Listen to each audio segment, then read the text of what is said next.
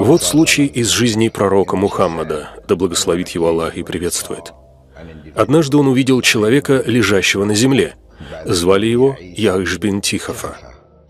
Тот лежал на животе. Пророк подошел и легонько толкнул его ногой. Когда тот проснулся и посмотрел на пророка, алейхиссаляту вассалям, он сказал ему: «Аллах ненавидит, когда лежат вот так». Люди обычно любят спать на животе, но я знаю, что в исламе существует этикет сна. Помню, как-то в Панаме я вел курсы по исламскому этикету, и там я говорил об этом. После чего люди спрашивали меня: почему? Почему не приветствуется спать на животе? И на тот момент у меня не было ответа.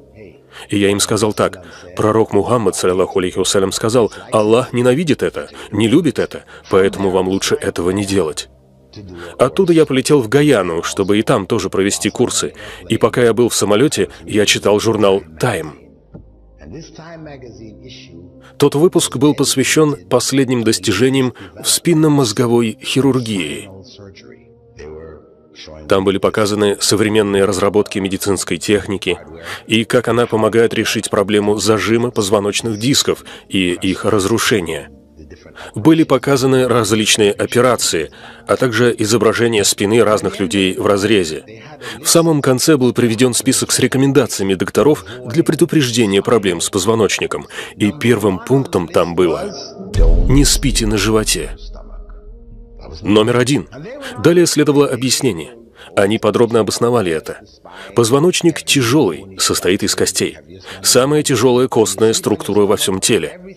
Когда вы спите на животе, все, что напротив позвоночника, это относительно мягкие ткани и органы. Ваш кишечник, желудок, ваши легкие. И все они мягкие.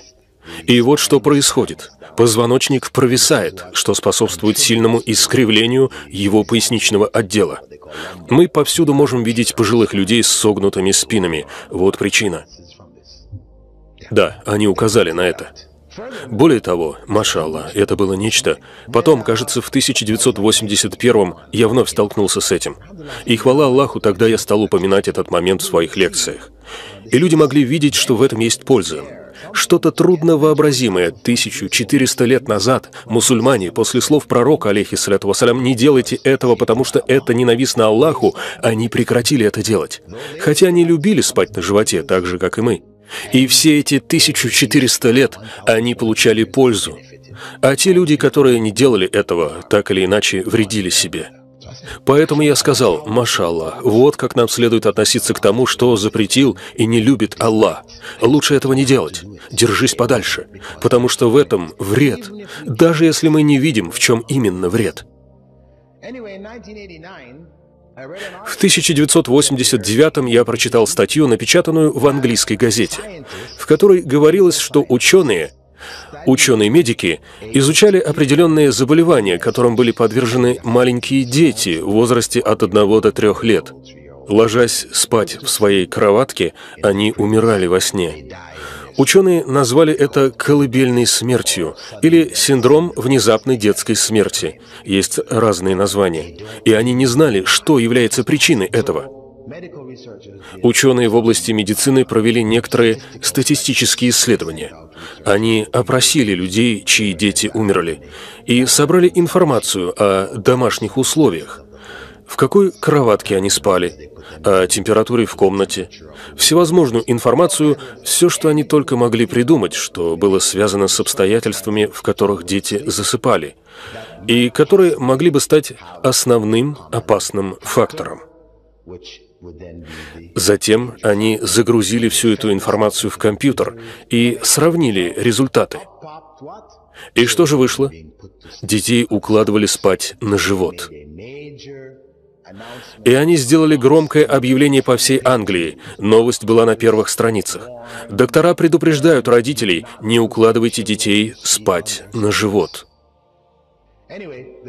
Так или иначе, смысл в том, что в 1996 году, спустя 7 лет после того, как исследователи сделали эту информацию стандартом для семей с новорожденными, информацией для больниц, где настоятельно советовали не укладывать детей на живот, После того, как в стране была проведена масштабная кампания по распространению этой информации, через 7 лет количество таких смертей снизилось коренным образом, примерно на 68%. Итак, альхамдулилля, это еще одно свидетельство.